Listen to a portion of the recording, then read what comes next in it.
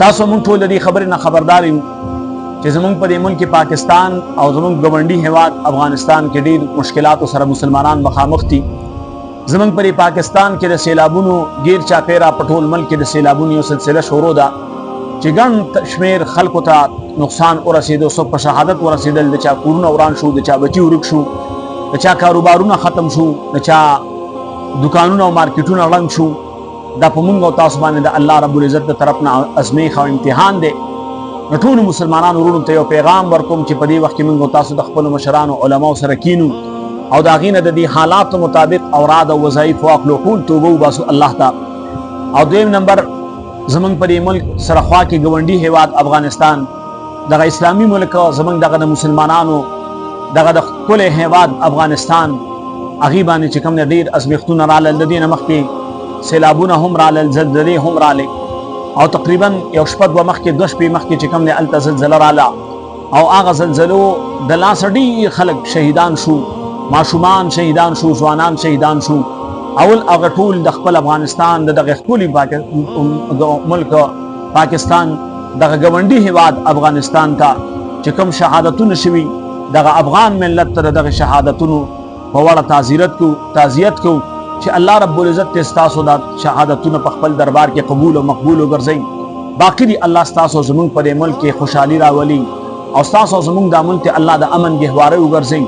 او الله دې تاسو په مونږ باندې رحم وکړي. او دا څومره تکلیفونه او ازمیښتونه چې په تاسو باندې رالل، مونږ ټول په دې باندې غمجن یو، خفه یو، د الله د طرف نه راغلی دا. الله رب العزت ته به دا سوال کوو د الله په دربار کې چې الله رب العزت مزید د داسې ازمیښتونو نه افغانستان او پاکستان بالخصوص او دغه رنګې د دنیا په هر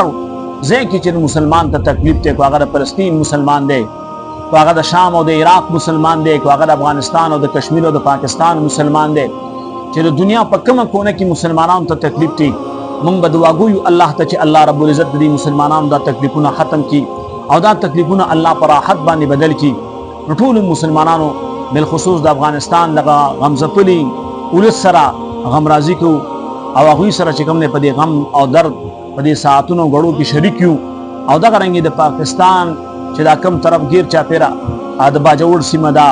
دغه رنګې چې کوم دی د سوات سیمه ده، د بنیر سیمه ده، یا د پنجاب مسلمانان دي یا د سند مسلمانان دي، غرض دا زموږ په دې ملک کې په کم ګوټ کې چې مسلمانانو باندې سخت او تکلیفونه راغلي، الله رب العزت ته د دې خبرې دپاره سوال کوونکي چې الله نور ازمیښتونه او تکلیفونه او مصیبتونه زموږ په دې مسلمانانو او زمونږ په دې وطنونو باندې الله نور ازمیښتونه او تکلیفونه او مصیبتونه امتحانات مراوله. الله دا امتحانات چې کوم راغلي الله د دې نه بعد په مونږ باندې راحت او خوشحالۍ او سکون راوله، الله سوکالي راوله. نو د خپل دغه ولس افغانستان او د پاکستان د غمځپلي ولس سره غمرازي هم کوو او د دې خپل کتونکو ویونکو ته یو درخواست کوو چې د الله رب العزت غصه ډېره سخته ده. ان بطش ربک لشدید، د الله نافرمانی نه توبې وباسو، په شریکه توبه وباسو، زم توبه وباسم، تاسو هم توبه وباسئ، ورنه دا کوم حالات چې شروع دي نو دا حالات ښه نه دي. هسې نه چې الله رب العزت زمونږ او ستاسو د هلاکت فیصله وکړي او الله رب العزت په موږ او تاسو باندې چې کوم دی د اسمان او د ځمکې د عذابونو د تکلیفونو او د قهرونو او د تندرونو دروازې کولاوي نه کړي. نو راځئ الله ته توبه وباسو، صدقې ورکو، په صدقو سره د الله غصه سړېږي، د الله رب العزت په مخلوق باندې رحم وکړو، د الله رب العزت په مخلوق باندې رحم وکړو. او دا زمونږ چې دا کوم امتحانات په مونږ باندې راغلي دي، دا زمونږ باندې دا امتحانات ځکه راغلي چې مونږ الله طرف نه چې کوم دی زموږ عزتمندو خپل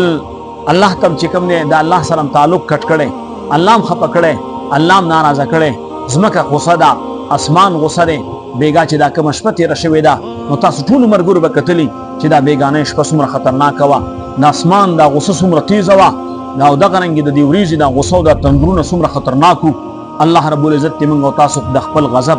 او د خپل قهر نه په امان کې وساتي. ټولو مسلمانانو وروڼو ته اخري یو پیغام کوم، هر ملګری دې کوشش وکړي د استغفار پابندي شروع کړو، د لا اله الا انت سبحانک انی کنت من الظالمین د دې پابندي شروع کړو، او څومره چې رانه کېږي صدقې د الله په نوم باندې ورکړو، د الله غصه پې سړېږي او د الله په دې مخلوق باندې رحم وکړو، یتیمانانو غریبانانو باندې احسان وکړو. الله رب العزت په موږ او تاسو باندې رحم وکړي، حتی تر دې پورې چې د ځمکه کې کوم مخلوق اوسېږي، په هغه ځناور دي، په هغه حشرات دي، په هغه درین پرین چرین دي، په دې ټولو باندې موږ تاسو رحم وکړو الله رب العزت په تاسو په موږ باندې رحم وکړي الله دې تاسو زموږ د رب د خپل رضا سبب وګرځي وصلی الله تبارک علی خیر خلق محمد و